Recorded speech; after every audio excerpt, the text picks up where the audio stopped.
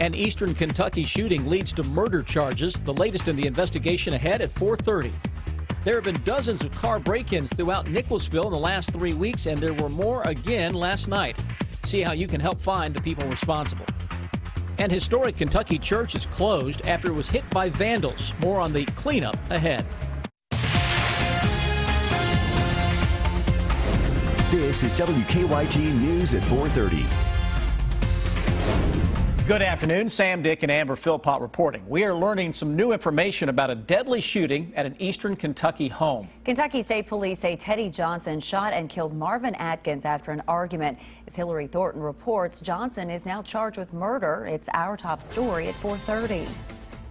Teddy Johnson is sitting in the Rowan County Detention Center charged with murder for the shooting that happened out here along Brown Ridge Road yesterday afternoon. At the scene shortly after the shooting, police said the man killed 24-year-old Marvin Jimmy Atkins was dating the daughter of the man who lives in the home, and that the incident was the result of a domestic dispute at that home. Early in the investigation yesterday, police explaining where Atkins was found after he was shot. Across the road. He fled out of the residence across the road. A few hours later, police arresting the man living in that home, 59-year-old Teddy Johnson, charging him with Atkins' murder. Police said earlier in the day they were called to the home for a domestic dispute. By the time troopers got there, Atkins had already left. Police then using canines to search the area for more than an hour, unable to find him. We are told one trooper did stay in the area. However, Atkins went back to that home. Police say there was then another altercation.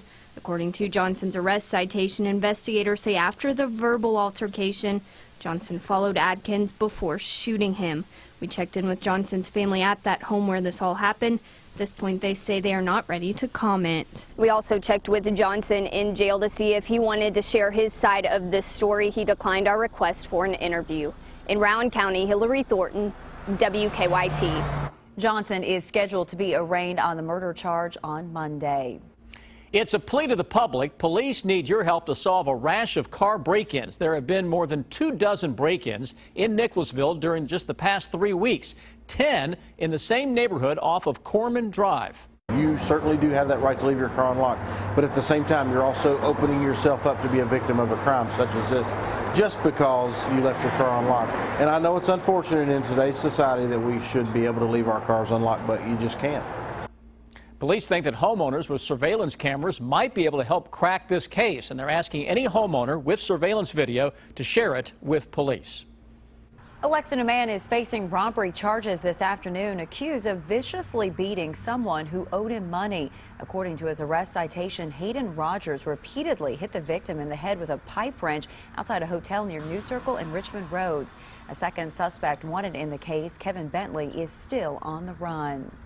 Well, the pleasant temperatures we saw the last couple of days are gone, and it is back to the dog days of summer as all this humidity returns. It was nice as it lasted, but there's some changes ahead, and we've got an interesting evening ahead as well. Let's check in now with our chief meteorologist, Chris Bailey. Hi, Chris. Hi, Sam. Hi, Amber. Thunderstorms to our northwest are going to try to make a run into parts of especially central and northern sections of the region. And you mentioned that steamy air that is back in the bluegrass state. Summer that will not go away. Mid to upper 80s now, depending on exactly where you are. But you know what? Your thermometer's lying to you, because you put the humidity into the mix, and it feels like it's into the mid-90s right now. It'll only get steamier from here, my friends. Defender Radar Network, nothing across Kentucky. All the action, though, to our north around Indianapolis. Had a confirmed large tornado near the downtown Indianapolis area about 10-15 minutes or so ago. Had a devastating tornado hit the Kokomo, Indiana area. Now strong thunderstorm near Bloomington. And we'll see if that can develop toward Evansville and Owensboro over the next hour and change. And some of the models will try to develop those storms into northern and central Kentucky as we go through the next 4 to 5 hours. That's something we'll keep a very close eye on. The overall flow has the 3H weather coming back into the Ohio Valley, into parts of the deep south as well. That's ahead of a cold front, so hazy, hot, and humid weather, and a daily threat for some thunderstorms over the next few days. Guys, when I come back here in just a little under 10 minutes, we'll show you a map on who I think has the best chance of seeing some booming thunderstorms later this evening. Chris, thank you. Vandals struck at a historic church in Louisville Monday night, leaving quite a mess. Connie Leonard reports on the cleanup effort. The sound cherished by parishioners at St. James Catholic Church. This sound is not. It was heartbreaking. This is a beautiful church. 2:30 Monday morning, the church on the National Register of Historic Places had a broken front door and a layer of white dust covering the gorgeous altar, an entire worship area, after vandals let off a fire extinguisher. Fortunately, as they emptied the fire extinguisher, it set off our fire alarm. That sent the vandals running. I mean, it's really disheartening, and it's much like a punch in the stomach.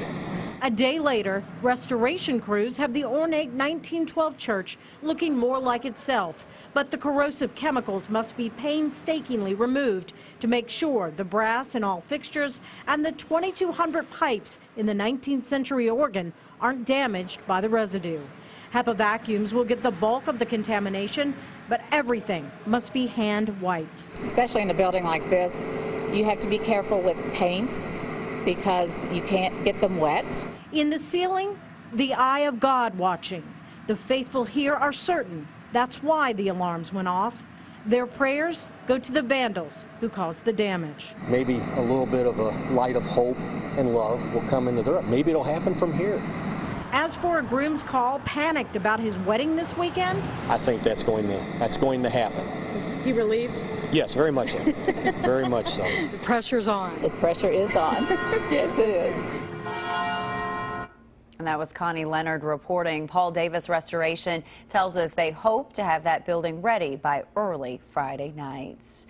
A bad batch of heroin may be responsible for killing more than 50 people in a two-state area. Police say 30 people overdosed on heroin yesterday in Cincinnati. And this after more than 24 people overdosed in Huntington, West Virginia in just a few hours. Police are not sure if the heroin used in these recent overdoses was laced with something stronger. A photographer with the station WKRC in Cincinnati tweeted yesterday that he went to 8 overdoses in 4 locations in less than an hour. The station says 3 people OD'd in one house. Another overdose happened at a gas station. That man had a child with him in the car. Now, police are looking for a common link in the drug that's been circulated. You may recall that earlier this month, 28 people overdosed in 4 hours in Huntington, West Virginia. And Kentucky's not immune. Last month in Boyle County, 5 people died from heroin overdoses in a couple of weeks. In Franklin County, the sheriff, Pat Melton, told us there were a dozen overdoses in one day there.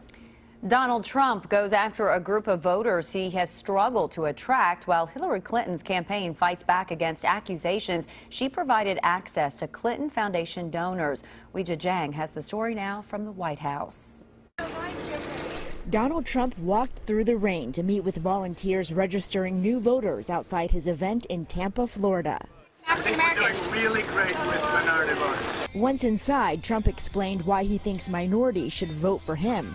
To the African-American parent, you have a right to walk down the street of your city without having your child or yourself shot, and that's what's happening right now. Hillary Clinton has spent this week out of the public eye, raising money in California. But she's in the middle of a new controversy, creating more questions about her trustworthiness. The Associated Press reports more than half the people from outside the U.S. government who spoke with Hillary when she was Secretary of State also gave money to the Clinton Foundation. Trump called it a pay-for-play scam. Clinton's campaign says she didn't reap any profits. The Clintons do not personally draw a salary or profit from the work of the foundation. And they say the AP's data is flawed because it omits 1,700 meetings with world leaders. Weijia Jiang, CBS News, the White House. Donald Trump will hold a rally in Mississippi tonight where Nigel Farage says he will meet with the GOP nominee. Farage is the former leader of the UK Independence Party, which fought for Brexit, a referendum in which the UK left the European Union.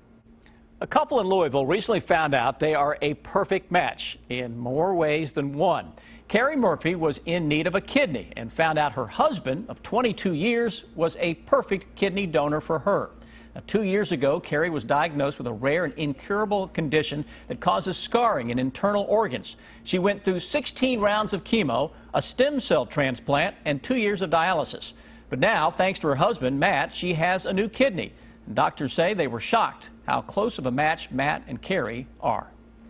I said God intersected our lives 25 years ago at Taco Bell that we first met.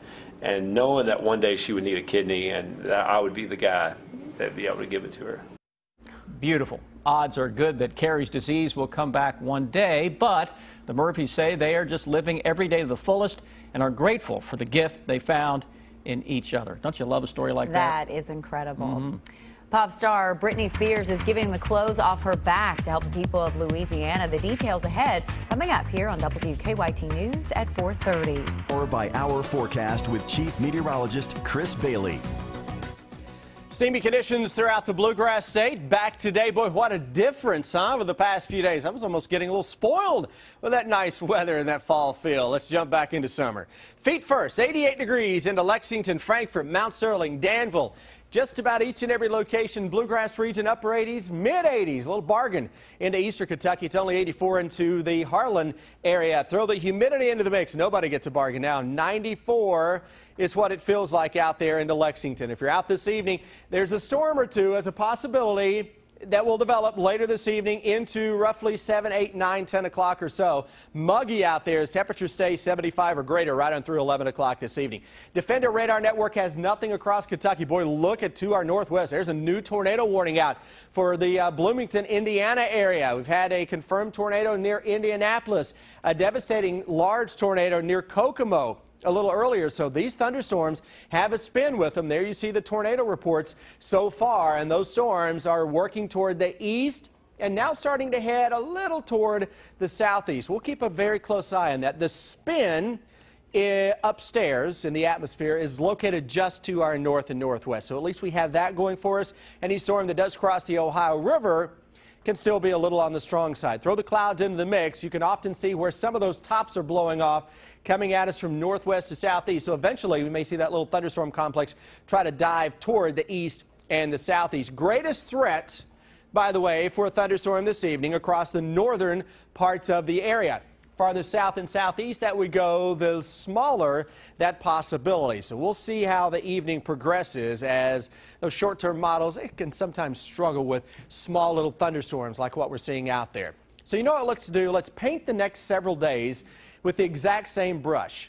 It's hot, it's humid, we'll be upper 80s to around 90 degrees, and we also have a daily threat for a shower or a thunderstorm. It's going to feel a lot hotter than it actually is based on the thermometer. The heat index at times will make it feel like it's mid to upper 90s. So August is going out with guns blazing in terms of the steam and the scattered thunderstorms as our flow comes out of the southwest. Eventually a front tries to make a run at us, never really gets in here, but no one day through the next week can I say thunderstorms are likely. The scattered stuff will be with us each and every day over the next week. High school football fans, we're going to sweat it out at those games on Friday evening. Chance for a thunderstorm at kickoff, and by the second half, you're talking about fourth quarter rolling around. It's tropical still with a lot of upper 70s that will be showing up across the Bluegrass State. And what you see, what you feel, what you get over the next week. And by early next week, we'll be watching to see what a tropical system does, Florida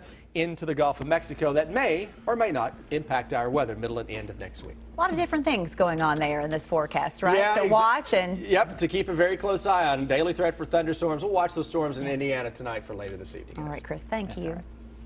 It's the Capital City Blues and River Festival happening in Frankfort this weekend. I'm Deanne Stevens out and about with a preview today. Folks in Frankfort are preparing for the Capital City Blues and River Festival. Our Deanne Stevens is out and about with more on all the fun. Hi, Deanne. Hey, good afternoon, guys. We are here along the river in Frankfort. Macy and I doing a little singing and dance. She is a twirler. A lot of twirling and fun going on here in Frankfort this coming weekend for the Capital City Blues and River Festival. Boy, we wander up and she keeps going. Ann Morris is with us on the committee for the event this weekend. Always a huge draw, a ton of folks. Few tickets and very few tables still available. Very few, and you don't want to miss out on some of these wonderful items. The community's been great. We've got, for instance, this is from Lexington, the Red Mile Round Barn Birdhouse, which that's beautiful. I understand that's a real draw. Yeah. We've got a week at Lake Barkley that's been donated. If you want to bid on that, we'll have a Canoe Kentucky afternoon rental that's going to be given. Of course, we've got got the UK basketball, that's always a big deal, and some UK basketball tickets. We've got the local high schools with all of their paraphernalia over there that you'll want. Kate Spade purse. We've got the Keeneland framed print, yeah. Framed print. A lot of beautiful items, part of the silent wonderful. auction, which is part of the fundraising that will go on here this weekend, along with incredible music, fun, and dancing, right? Dancing, yes. Everybody wants to come and dance. It's fun. It's fun, and I understand the weather's going to be great. Yeah. Well, we'll keep our fingers crossed for that. Yeah. We have Sam with us now, Family Abuse Services, the domestic violence home here in Frankfort. You guys offer a safety home, a safety net for those domestic violence victims. You and Myrna helping out there as a caseworker. Talk a bit about what you guys do and why events like this help you guys so much. Okay. Events like this is our main fundraiser. It's what provides a good portion of our funding. It helps anything from buying a meal for one of our victims all the way up to help paying for the mortgage on the safe house. So it really contributes a lot to the success of our organization and how many people we can continue to help.